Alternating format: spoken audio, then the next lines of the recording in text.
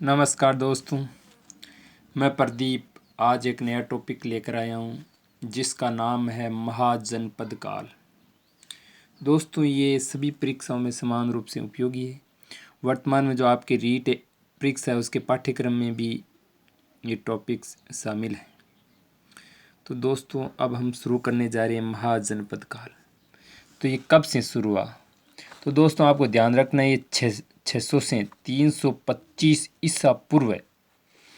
यानी आप ऐसे समझो जैसे अभी 2021 चल रही है। तो ऐसा नहीं है कि धरती को बने 2021 वर्ष ही हुए हैं, उससे पहले तो दुनिया रही होगी। तो जो प्रथम ईसा है उससे पहले का समय ये मान लो 600 अभी जोड़ते हो तो 2600 साल हो, इस हिसाब से बन जाते हैं। तो दोस्तों, जैसे आपका जन्म हुआ है तो उसके बाद ही कोई महीने, तारीख और साल थोड़ी, उससे पहले भी तो वर्ष रहे होंगे। इसी तरह ये है कि प्रथम ईसा है उससे पूर्व का समय 600 से 625 ईसा पूर्व है।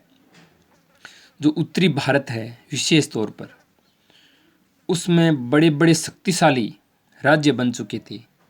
क्योंकि जो सिंधु घाटी सभ्यता और उत्तर वैदिक काल के समय कोई एक शक्तिशाली केंद्रीय शक्ति नहीं रही, तो छोटे छोटे वो राज्य बन गए और वो काफ़ी शक्तिशाली हो गए।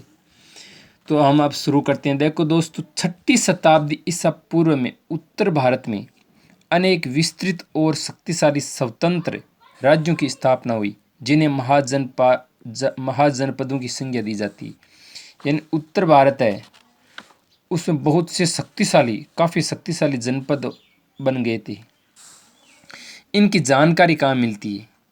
दोस्तों, इनकी जानकारी मिलती है हमें बौद्ध ग्रंथ अंगुत्तर निकाय। इसमें ये जानकारी दी गई है कि उस समय 16 महाजनपद काल विद्यमान थे। इसके अलावा में महावस्तु और भगवत सूत्र एक जैन ग्रंथ है, उसमें भी महाजनपद है, उनकी जानकारी मिलती है। तो ये 16 महाजनपद कौन कौन से थे? तो सबसे पहले हम शुरू करते हैं काशी। काशी की राजधानी थी वाराणसी। कुरु की राजधानी थी इंद्रप्रस्थ। अंग की राजधानी थी चंपा। मगध की राजधानी थी राजगृह या गिरिवज्र। वजी की राजधानी थी विदेह और मिथिला।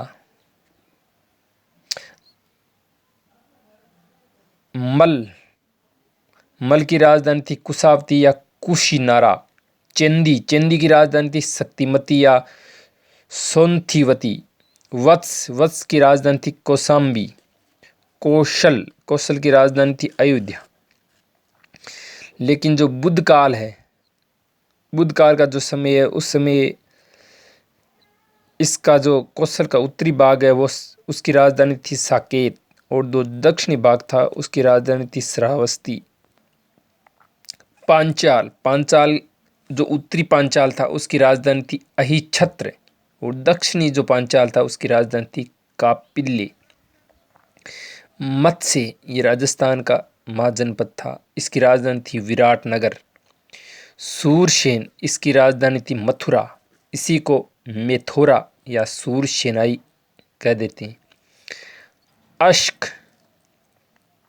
अश्क की राजधानी थी पोतन या पोटली। ये एकमात्र जनपद है जो दक्षिणी भारत में था, ये तो काफ़ी इंपॉर्टेंट है। अवंती जो उत्तरी अवंती, इसकी राजधानी थी उज्जैनी, और जो दक्षिणी अवंती है उसकी राजधानी थी महिष्मती। गांधार की राजधानी थी तक्षशिला, और कंबोज इसकी राजधानी थी राजपुर या हटक। तो दोस्तों, ये 16 महाजनपद हैं। तो दोस्तों, इनको किसी प्रतीक के जरिए आपको याद रख लेना। अगर ऐसे याद नहीं होता है, जैसे कुरु है तो इंद्र की मान लो कोई स्तुति कर रहा है, कुरु कुरु, इस तरह कोई मंत्र बोल रहा है इंद्र की।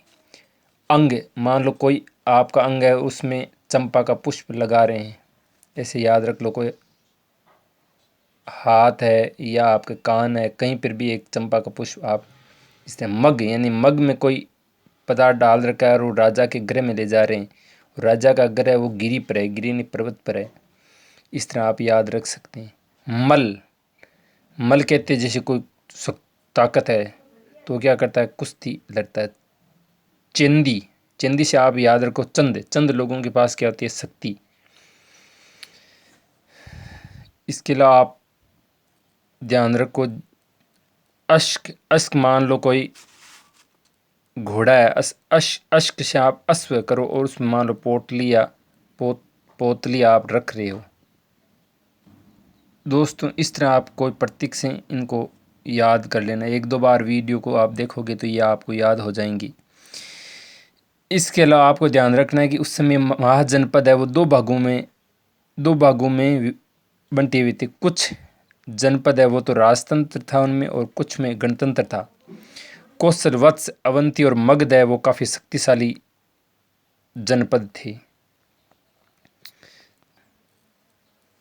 दोस्तों गणतंत्रात्मक शासन प्रणाली के बावजूद इन जनपदों की राज सत्ता कुलीन परिवारों के हाथों में थी, यानी कुलीन जो पैसे वाले लोग हैं उनके हाथों में थी, भले वो गणतंत्र रहे होंगे। संथागार जनपदों की सबसे बड़ी संस्था थी, यह आपको ध्यान रखना है। संथागार क्या थी, जनपदों की सबसे बड़ी और शक्तिशाली संस्था थी संथागार। संथागार के सदस्य निर्धारित विषयों पर अपने विचार व्यक्त कर सकते थे, इसे अनयु विरोध कहा जाता। अनयु विरोध, संथागार में जो भी सदस्य अपना को विचार प्रकट करते थे उनको क्या कहते थे, अनयु विरोध। और संथागार क्या थी, सबसे बड़ी संस्था। तो ये दोनों ही काफ़ी इम्पोर्टेंट है, इनको आपको अच्छी तरह याद रखना है। तो दोस्तों अगर ये आपको वीडियो पसंद आया है तो इसे आप लाइक करें, शेयर करें और सब्सक्राइब करें। धन्यवाद।